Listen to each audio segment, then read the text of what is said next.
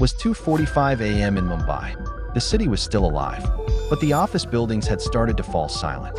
Inside a large corporate building in Andheri East, a young woman stepped out through the glass doors. Her name was Nisha. She was 26 years old and worked as a content moderator for a global platform. Every night, she spent hours watching disturbing videos and filtering them for the internet. Tonight had been especially exhausting. Dark circles rested under her eyes. Her ID card hung loosely around her neck. A laptop bag pulled down on one shoulder. She walked slowly toward the office gate and sat on a small bench. Taking a deep breath, she took out her phone. "Just one cab," she whispered to herself. "I just need one cab. Get home, fall on the bed, and sleep so deeply that even the alarm gives up." She opened the Book a Cab app. The screen searched for nearby drivers. For a few seconds, nothing appeared. Then suddenly, a driver name blinked on the screen. Driver, Mahesh Patil.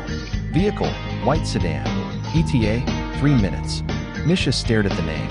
Her eyebrows slightly tightened. Oh no, Mahesh Kaka again. For 3 nights in a row. The same driver had picked her up. It felt strange, but she was too tired to care.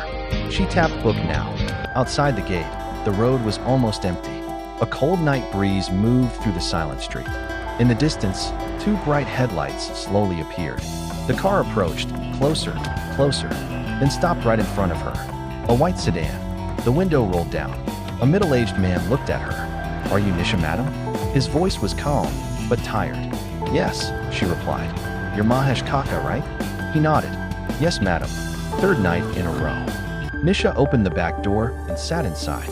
The car smelled faintly of old perfume and dust.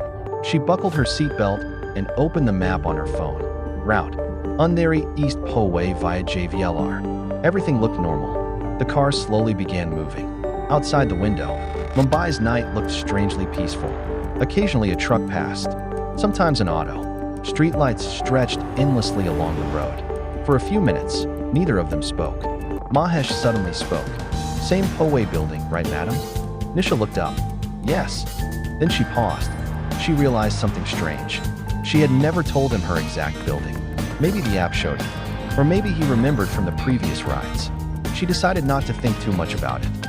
After a few minutes, Nisha looked up from her phone. Something felt wrong. Instead of turning toward JVLR, the car entered a narrow road leading toward an industrial area. "Kaka, the app shows another route," she said.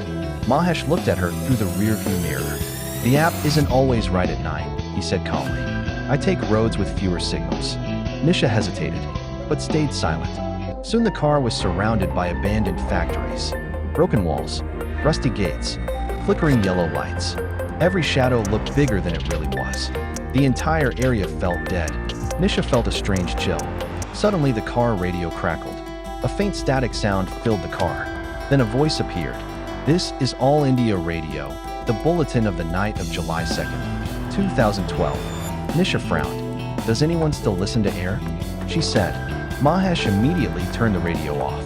"Songs distract the mind at night," he said softly. "Silence is better."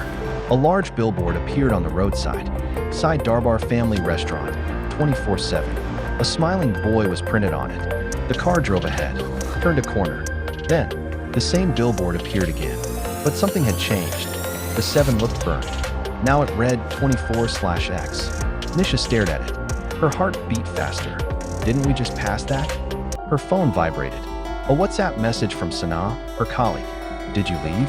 Did you get a cab?" Nisha started typing. Then suddenly her phone rang. Sana calling. Nisha answered. "Sana, I'm already in the cab." Sana sounded confused. "What cab? I'm standing outside the office. The guard says you haven't left yet." Nisha froze. "What are you talking about?" But before Sana could reply, the call cut. Her phone went black, battery blinking. Then it switched off. Nisha remembered something strange. Earlier she had seen the trip history. The last completed trip showed. Driver, Mahesh Patil. Date, July 2nd, last year. Time, 2:50 a.m. to 3:15 a.m. Same pickup, same destination, same time. Her heart started pounding. Today was also July 2nd. Memory flashed in her mind. An old news headline. Cab driver dies near highway temple. Passenger escapes. The photo of the driver looked exactly like Mahesh. The car entered the dark forest road of Ari Colony. A small Hanuman temple appeared beside the road. A tiny oil lamp flickered in the darkness. Mahesh looked at it for a moment, then quickly looked away. Ahead, a police checkpoint appeared. Barricades. Officers. Kaka, stop here, Nisha said, but as the car approached, the checkpoint slowly faded. The officers became transparent, then disappeared completely. The road was empty. The car climbed a silent flyover. Below them, Mumbai's lights spread like stars.